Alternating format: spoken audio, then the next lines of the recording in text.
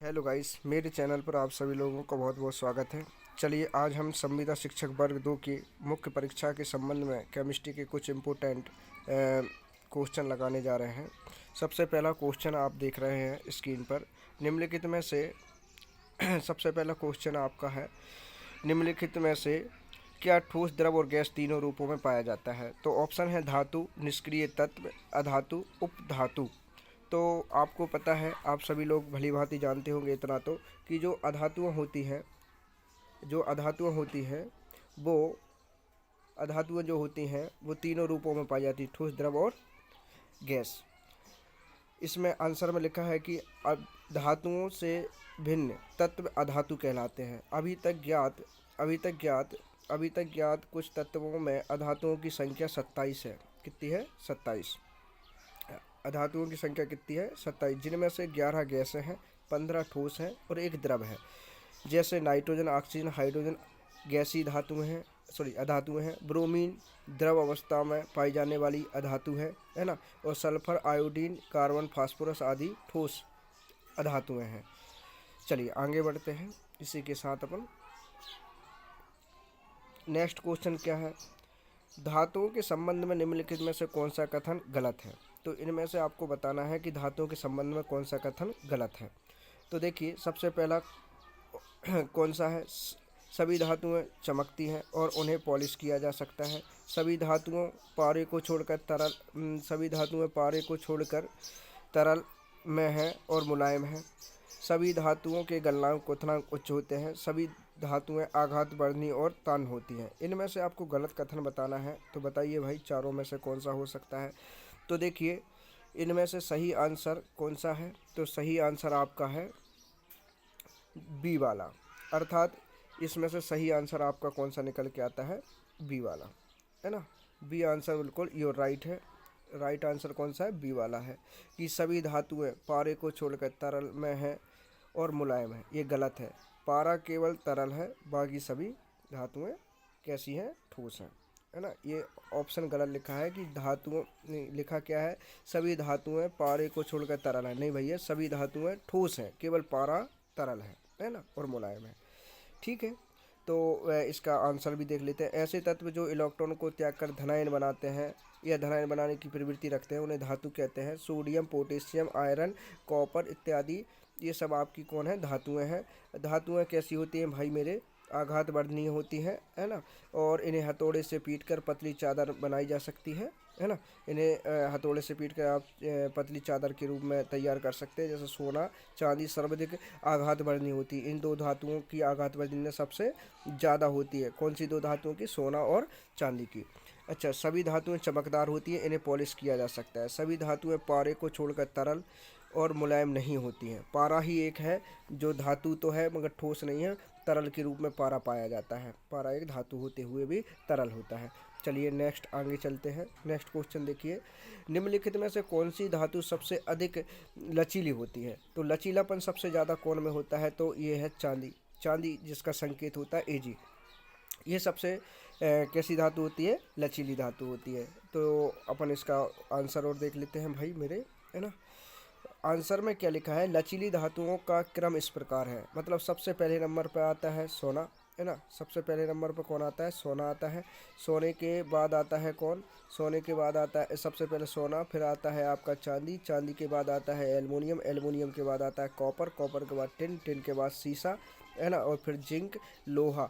दिए गए विकल्पों में चांदी जो है सबसे अधिक लचीली है। अब इसमें सोना दिया नहीं है, नहीं तो सोना माना जाता है ना।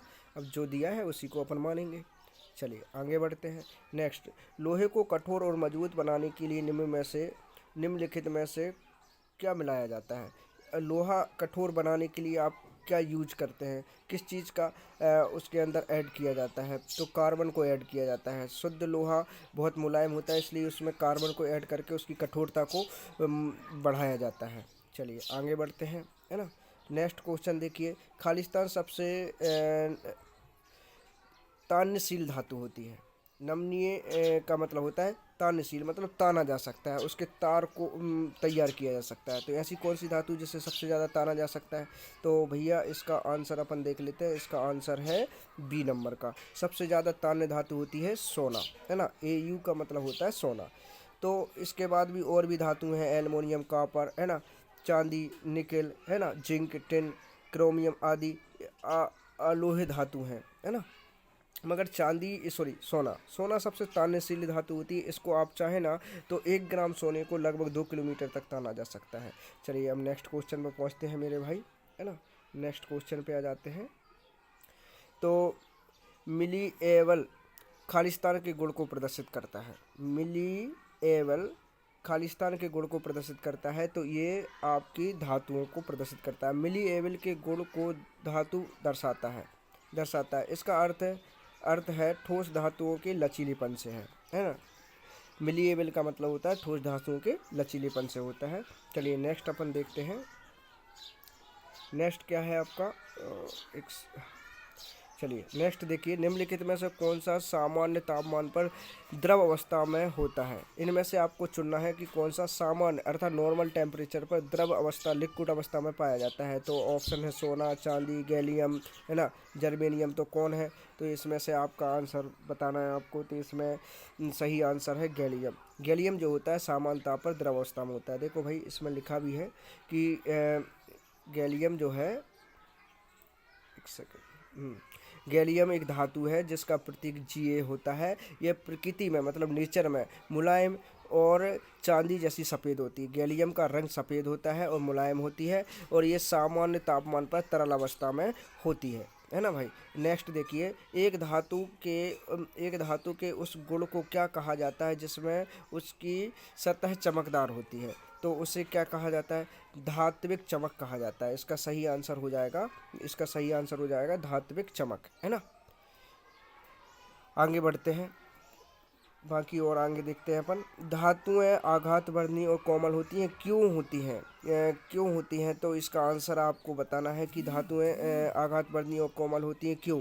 तो परमाणु घनत्व समूह बनाते हैं, परमाणु घनिष्ठ समूह बनाते हैं, धातु चमक सकती हैं, धातुओं के परमाणुओं की परतें एक दूसरे पर फिसल सकती हैं, धातुएं ध्वनिक उत्पन्न करती हैं या ध्वनि उत्पन्न करती हैं। तो इनमें से सही राइट आंसर है आपका सी। इसमें पूछा ये है कि धातुएं आघातवर्णी और कोमल होती हैं, तो आपको कारण बताना है क्यों। तो देखो भैया इसका आंसर तो आपने देख लिया, सी है। तो क्यों होती हैं कोमल और आघातवर्णी? धातुओं के परमाणु की परतें एक दूसरे पर फिसल सकती है, इसलिए ये आघातवर्णी और कोमल होती है। चलिए आगे चलते हैं। धातुओं का वह गुण जिसके कारण उन्हें चपटा किया जा सकता है उसे आघातवर्णी कहा जाता है। इनमें से कौन सी आघातवर्णीयता का उदाहरण नहीं है? तो आघातवर्णीयता का उदाहरण कौन का नहीं है? तो बी, इंडियम पन्नी आघातवर्णीयता का एग्जाम्पल नहीं है, जबकि लिथियम फॉयल है ना, स्वर्ण पत्र है, चांदी फॉयल है, ये सब है, मगर इंडियम पन्नी इसका उदाहरण नहीं है। तो चलिए आगे की ओर बढ़ते हैं, नेक्स्ट आंसर अपन देखते हैं। तो आज के लिए बस इतना ही मेरे दोस्तों, क्वेश्चन ख़त्म हो गए हैं। अगर आपको सेशन अच्छा लगता है तो आप मुझे ज़रूर कमेंट करके बताइए, मैं इस प्रकार के क्वेश्चन आपको और भी उपलब्ध करा सकता हूँ। धन्यवाद।